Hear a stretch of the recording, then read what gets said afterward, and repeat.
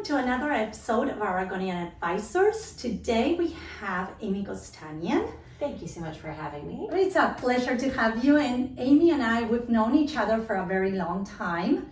And Amy attended Pepperdine University. She got her attorney law degree, and she started her practice back in 2005 as your own firm, Gostanian Law Group, which then she rebranded as the Estate Lawyers, which is what we all know nowadays. So, Amy, tell us a little bit about how your journey started, what motivated you to become an attorney and to specialize in estate planning, trust administration, and probate. So tell us a little bit about that. So it all goes back to college. I wanted to make a difference. So I had been involved in a bunch of political campaigns that wanted to help better the world. And when I went to law school, I went in with that full expectation. Unfortunately, we had 9/11 the first week of my first year of law school. So it just kind of changed the whole flavor of me going to law school. I finished out, but at the same time, my mom had been an estate planning paralegal for about 25 years. Oh, no, I didn't know that. And so I had heard many stories at the dinner table of all the wonderful things that the firms that she had been at had impacted these people's lives and how much she had enjoyed it. The planning was one piece of it, but I really didn't have exposure to the litigation. But one of her dear friends had her husband who was the attorney and she was the paralegal, and we'd become family friends for years, and he asked me to take over his practice so he could retire. Really? Yes. So I passed the bar and he said, when are you going to start? And it'll be 20 years, June 1st. Wow, that's amazing. I did not know that part. So we always talk, every time we see each other, we talk about our passion for helping people, our passion for righteousness. You know, all these people that always talk about entitlement, they're entitled to everything. And we're like, no, that doesn't work like that. So I know you're very passionate, and I know that at some point you transitioned from trust administration and estate planning into the litigation part. What caused it? Was it that passion that caused you to move into litigation only firm and get out from the full service law firm that you had? Great question. I think that every attorney in their journey has that case that they always look back at that changes their complete approach to how they do law. And that was a case that came in about 2 years into my practice. And there was 3 kids in this particular matter. And I represented one sibling, and the other 2 siblings had another law firm. The other siblings had never visited mom, didn't talk with her. When they came into town, they spent 99% of their time with their friends and just used it for free housing. And so mom had given the house to my client. Yes. And as soon as they found out, they tried to conserve mom, rip all of her rights away from her, and undo the changes that had been done. And so I spent 2 years going toe to toe with some really great litigators in this area of law, and I fell in love with it. Wow. We were successful. Yes. But at the same time, it was not successful because it tore the family apart. Yeah, it always does. It always does. We, I always tell my clients whenever we're in the middle of this, I said, let's say they lost their parent. I said, you already lost your parent. How are you going to really want to lose your siblings? You know, be careful how you approach this. Consult with your attorney first, because sometimes an attorney with your background in solving disputes can come and solve it in a way where the relationship is not lost, it's preserved. Yes. So it makes a big difference who you have on your side, right? Sometimes you need that attorney that it's going to go and solve it in a way that there's no other way. And then you need also the attorney that has the compassionate side that will look at things and say, let's not go there. Let's start here. And it depends where in the process that you are. If the other side's already filed a lawsuit, and now you're in a defensive posture, you're just trying to figure out and get your bearings, it's very different from, we had a disagreement, we had a family meeting, and things didn't go the way I planned. how do we move forward? And then we talk about how we avoid court. How do we get the train back on the tracks? How do we get people talking? And at least we may not agree on everything. But you can agree about certain things. Agree. And at least be somewhat on the same page and on the same team. Yes, and not only that, I always say that, you know, when you have cases that are very challenging, it takes not only agreeing to certain things, but also, like you mentioned, getting to a place where we can come to a solution. Even if some parts you don't agree, but the overall, it's going to be the best result for everybody, right? Yes. And you're an expert as resolving disputes and stopping them before they get to a really hard court litigation. But those litigations take years sometimes. So tell us, what are your biggest challenges in being a litigator in the arena of probate, conservatorship, and estate? There are many challenges. I think that what the biggest challenge that I face on a day-to-day basis is that most of our clients have never engaged an attorney before. True. So it's very new, it's very different, and most of the people don't want to be there. No. So you've got an attorney, and our job isn't to tell you yes. It's to tell you the good, the bad, and the ugly, and then to make recommendations and help you make good decisions. If it was perfect, you wouldn't be we wouldn't be engaging our firm. So we're a little bit less than perfect, and we have to make some really good strategic choices going forward. But really, at the end of the day, we're just trying to figure out what is moving the case. Sometimes it's emotional, sometimes it's, brother got it easier, sister got it hard. You're exacting things out. It played itself out decades ago, and now mom's incapacitated and it's coming to fruition. So education. I think client education is very, very important because you're right. Trials take 18, really 24 months, depending on what county you're in. And there's a phrase that a wise litigator told me years ago that was, there was many cases that I should have lost that I won, and many cases that I should have won that I lost. Because people think that they're an amazing witness. They think that the evidence will just speak for itself, right? And it's not as easy as that. Unfortunately, you've got to be able to lay foundation. You've got to get through your evidentiary objections. You've got to be able to ensure that when the witness is testifying, they're credible. Yes.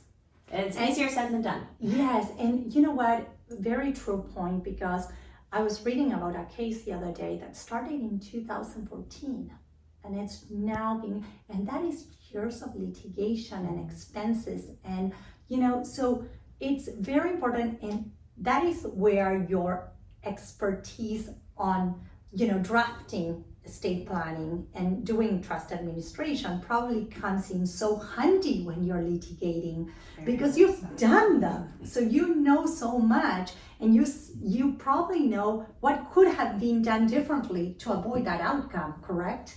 Correct.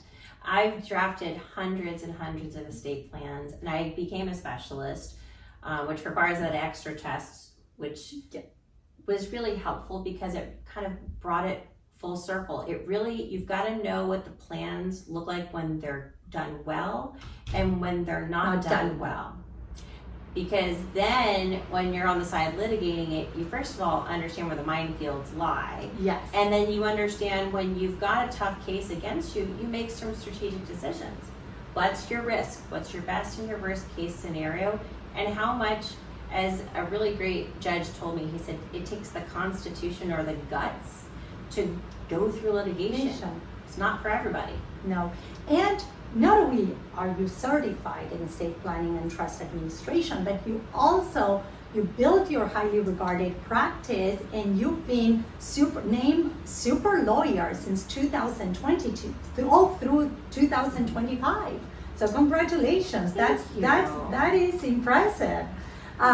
So we always say that, behind all of us doing this for our clients, there's the passion, there's the knowledge, there's the expertise, but it's all those cases that you litigate that make us have a better understanding how to guide our clients with compassion and with the emotion, because a lot of things bring the best and the worst in people, right? And we had one case that you successfully brought it back to the family, this property in particular, that, you know, you always have the caregiver that takes advantage of the elder person and gets them to marry or change the trust, and then that asset is lost.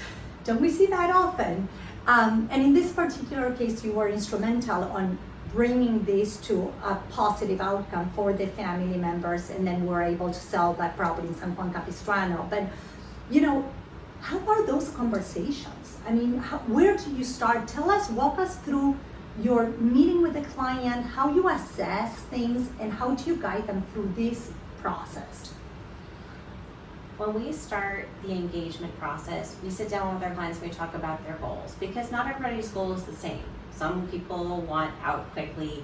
Some people want to really go and get the smoking gun, that piece of evidence, make sure the other side gives them all the information. From my perspective as a lawyer, I'm trying to get the narrative at the beginning.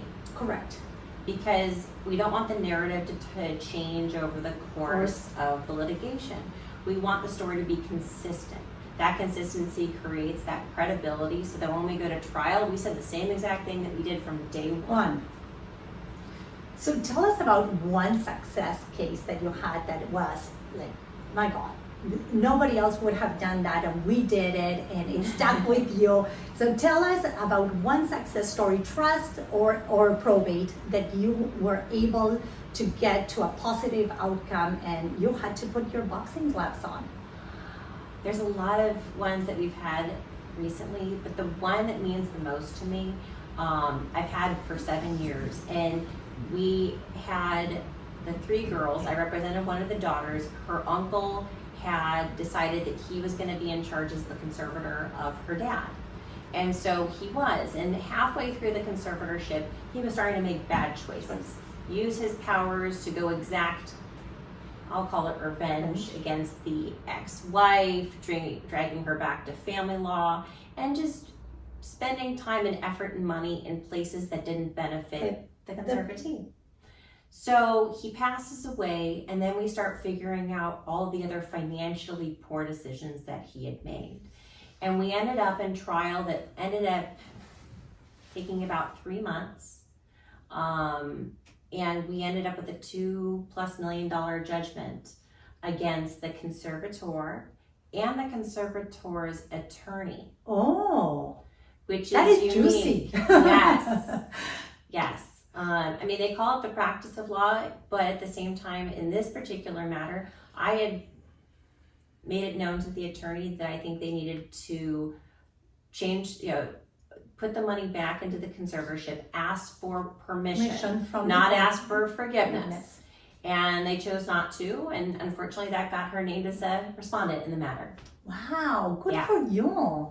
Yes, what's interesting is double damages. Yes. Double damages is sometimes a unicorn. It doesn't come around very often. And when it does, and it was a good thing that we have that, because people don't understand. Sometimes I say people, they're the successor trustee and they take the property out of the trust and they try to put it on their own, and then you have double damages and you have to pay double the amount.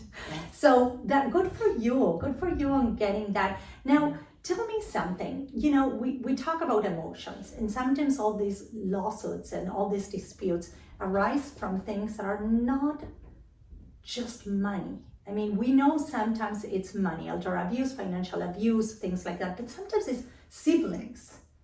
Sometimes it's because you did that, because mom benefited you more than, because she left you 3 properties that had no encumbrances or no mortgages, and the ones I got have mortgages. How do you talk to them about keeping the eyes on the balls, not litigating things that are not necessarily worth litigating? trust litigation is unlike most areas of law, where you have a general concept of what you could take in your best and your worst case scenario. With a contract that's been breached, maybe you've gotten nothing and you have to roll the dice to go to trial to get it.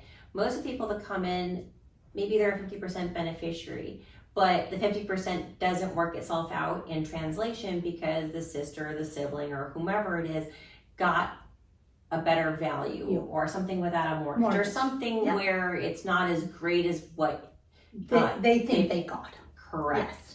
So really, our clients need to understand that they need to generally pay attorney's fees, and the only way that they get those attorney's fees back potentially is go on the distance. Yeah. And that is a really tough pill to swallow. Yeah. Because someone's generally fighting unfair, and it's costing time and money, and you want to get on with your life. And so you can't close that chapter of your life. And so people drag the emotion. We've had cases. I mean, we were selling a property in Villa Park, and I remember going there and talking. We had a conservator, and she was a professional conservator, and we're dealing with one of the beneficiaries, and it's like, these are my pots and pans, and he's making a big deal about pots and pans, and I'm like, you can have mine. Let's not argue about pots and pans. Let's just keep focusing on the issue at hand. We need to get the property cleared so we can, improve it and sell it.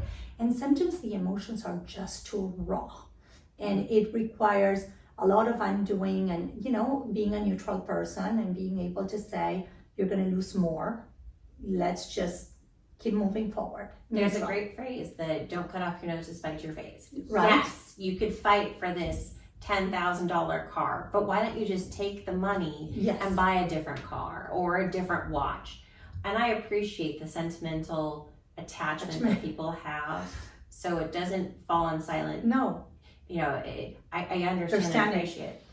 But in the big scheme of things, there is a price of peace. I agree. I say that very often to clients. There is a price for your peace. And the longer this goes on, not only does it drain your finances, but is it an energy vampire? Yeah, and health. Do you know how many people, I'm telling you, we had one that by the time they finished, mom had died, he was sick, and it was all a disaster in litigation. And we started with a conservatorship and we ended up in probate. Yes. So sometimes you have to look at the overall picture and again, settle for something that is good enough. Well, and the other thing I've learned is I've told clients, you don't want to be famous. You don't want to have your case matter appear in the case law books. Yes. Because that means you're going to be living this for forever, a decade of your life. And you don't even know how much time and money and effort it's going to cost you and your loved ones before you see that chapter closed. And there's just frankly better things that most people have to do than live in the court system. I agree. So if you were to give a piece of advice to people that have done their trust, they have three kids, and they want to avoid problems in the future, what would be one piece of advice that you would give them in terms of maybe saying, don't name them trustees or co-trustees, or choose the one that is more qualified for the job, not the one? What would be the piece of advice that you would give them to avoid litigation? So many choices, so little time. The first and the most important is who's the trustee. What I find is when you have 3 children, it can become a recipe for 2 ganging up on the 3rd. And so I highly recommend when you have those scenarios, you ask as an estate planner what the dynamic is between the 3 of them, or 2 of them, or whoever it is. And it's not just the kids, it's whoever they've now married. Oh, yes, good point. Because that spouse is in that child's ear constantly. And so you really have to understand the entire picture of how it's going to work. But besides the trustee, I think it's very important to, number one, revisit your estate plan every 5 years. Sit down with the estate planning attorney, and have them take really good notes. Yeah. That becomes a great objective third-party witness who then understands what you were thinking and what you wanted to have happen at that time. And it gets updated. The hardest cases to litigate are the ones where the estate plan happened 20 years ago. And nothing was updated. Nothing. Yeah, it's true. It's very true, and we see that most often than not. It's when I tell people the amount of probate cases that we see, we shouldn't have to deal with so many probate cases, and still people don't have their trust in place. And for me, one of the reasons I got into this, I remember early on in my career, was I had these two great friends. They had adopted 2 kids. They were living in Villa Park. I sold them the house in Villa Park. And they were the nicest family. And then they passed away, and they left 2 kids underage that were adopted. And I remember going to the celebration of life, and this guy comes up to me. He says, "There's a new sheriff in town." And that was it for me. I said, "Oh, I'm getting into probate and trust because I don't like this." You know, they think they make all the decisions for them, for their ego, and not for the benefit of the beneficiaries. And that was, wow. So choose your trustees, your successor trustee wisely. That's the first thing I say to people. Do your trust and choose wisely, right? Correct. So tell me, you've grown your practice tremendously. How many offices do you have? What areas are you serving? How many attorneys do you have in your firm? So we have grown, but we've grown with a vision that we really want to focus on the administration and really the litigation piece. There is kind of a well-known unwritten rule where planners like to plan and litigators like to litigate. So we serve our clients best when we sit in our wheelhouse and we do what we do best. And that's why we've made some really great relationships and partnerships with estate planning attorneys. So as soon as it becomes litigated, they hand it to us, we resolve the dispute, and then we hand it back to them. I want to make sure that they feel like they have that client, that relationship, and we're just here to handle a moment. Hopefully not a long moment. Yes. Correct. So, but we have 11 attorneys. Good for you. 2 offices, and we are actively recruiting, but really specifically only in the trust and estate litigation sphere. So things that are contested conservatorships, contested probates, will contests, trust contests, trustee or any kind of fiduciary can breach their fiduciary duties, right? So you can be a conservator, administrator, trustee, even a power of attorney I see being abused a lot. So we've been doing financial elder abuse, and that tends to go hand in hand with our conservatorships because the only way we can stop the abuse is by putting conservator. Correct. And then it comes under the guise and the jurisdiction of the probate court, and they can be able to make sure that people are playing fair. And that's what at the end of the day, it comes down to that. Yes. You know, there are so many people that abuse their power. They're given power as a trustee, or they're giving power, and they abuse it. And all we want is to be fair and right. Let's make sure everybody gets their right share and keep things moving along. Yes. And when you accept to be a trustee, it's an important role, but it comes with a lot of responsibility. And I take that responsibility very seriously. And I think we need to impart upon our trustee clients that this is a very important role that you're going to play. And it's not about favoring one over another. It's about doing your best job, getting the best return, dotting I's, crossing T's, and getting to that finish line with people. Maybe they're not all happy with you, but they can all say you did what you're supposed to do. And we see that even in the real estate part, because we meet sometimes attorneys say, can you go and meet with my client? They have their cousin who's a real estate agent, or their husband is a real estate agent. And, you know, it gets things messy when you have a relationship with somebody, you want to bring them in, and that person is not going to be neutral, it's not making the best decisions for the estate, for all the beneficiaries, and they don't have the expertise of handling complex transactions. So we get it all the time. The attorney says they have somebody, but we told them to sit down with you. Why it's important, and we show them, and then they understand. I mean, we had cases where people were like, well, I have my real estate license and I want to handle it. Well, no, it's not going to work in your best interest, and you have a fiduciary responsibility to the beneficiaries. So always consult with the attorneys, we say, before you make any decisions. Before you decide to sell on your own or sell off market, consult your attorney and stay out of court.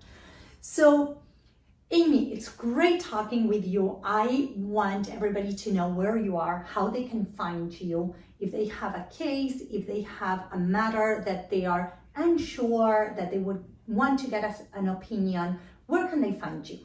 My first suggestion is to go online, www.theestatelawyers.com. We have the two offices. One is in San Diego, Okay. and the other one is in Irvine. And we're happy to do a complimentary consultation for 30 minutes and just get a feel for your case and understand what problems you are facing. We're also happy to look at it with more depth, but we really need to you need to have an attorney that can have a relationship with you for 18 to 24 months, possibly longer, hopefully not. But you've got to feel That's a good point. comfortable. Agree.